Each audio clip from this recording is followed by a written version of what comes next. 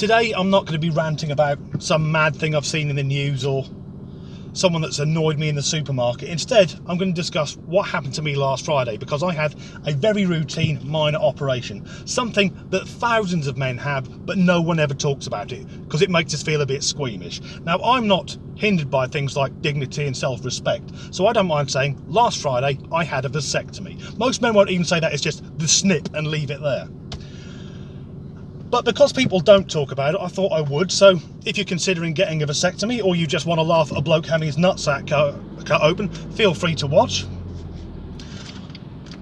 So the first thing that happened, because mine was done on the NHS, contacted the doctor and they said someone will phone you. And on a Saturday morning, a while ago, I got a phone call from a woman saying she was from the NHS, although she might have just been the call centre in Bangladesh. Someone speaking very broken English. And one of the first questions was, how many children have you got? And I should have said, I've got 14 kids by 5 different women and I don't pay any child support. But instead I told the truth, said I don't have any children. Thus began the interrogation. So why do you want a vasectomy if you don't have any children? What, if you consider you might want children at some point? I had to get to the point of saying, I hate children. Now, I don't hate children, I just don't want any of my own. I'm the sort of bastard that gets other people's kids really worked up, then gives them back. But once he'd accepted that I don't want kids, the next thing was to go and see the doctor who'd been carrying out the procedure. So I went along with Mrs. Disgruntled, because it involves her as well. And he started off talking about what actually happens and what are the risks. And he says, I'm going to need to examine you. And that's when it gets weird. So he pulls a curtain across the middle of the room, dividing it. On one side is Mrs. Disgruntled, who was pissing herself laughing the entire time I was in there. And I'm on the other side, laying naked from the waist down with the doctor.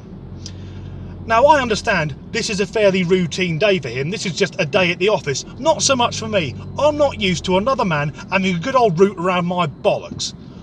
At one point he says, you might feel some pressure. I swear he'd snuck a pair of fucking pliers in there just for a laugh. And I was laying there, I thought, this is a funny way to earn a living. That man's a doctor. Of all the fields he could work in, he's decided he wants the job where he gets to play with men's plums and then slice the bollock sack open.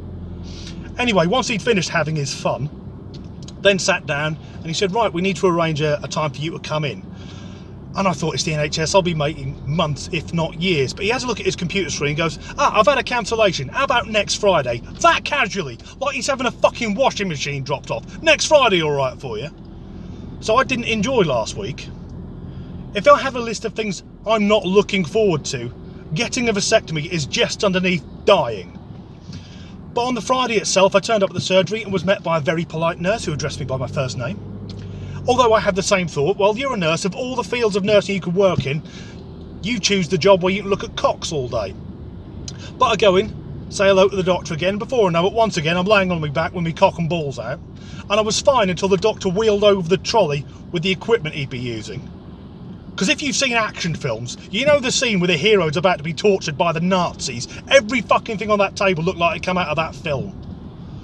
And he then gets a syringe and goes, oh, you've got tattoos, you're okay with needles, are you? And I thought, I haven't got any tattoos on my nuts, and you should know because you spent enough fucking time down there. But yeah, in goes the needle, and to be honest, it was all fairly painless.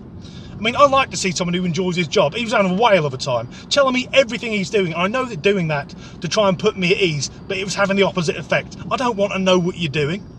At one point he goes, oh, I've removed the tubes, I just need to burn the ends to seal them. And I hear this noise.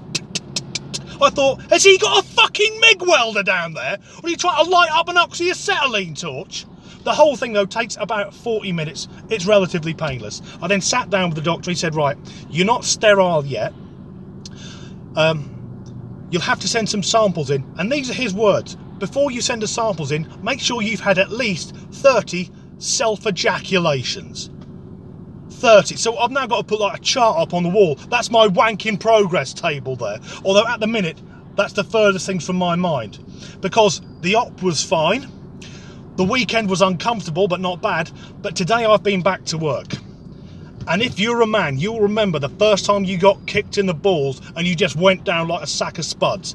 That's where I am at the moment. But I will not be bringing any children into the world. So the next time I meet some smug fucking environmentalist ramming their 4 kids in the back of their hybrid, I can go, I'm doing less damage to the planet than you are.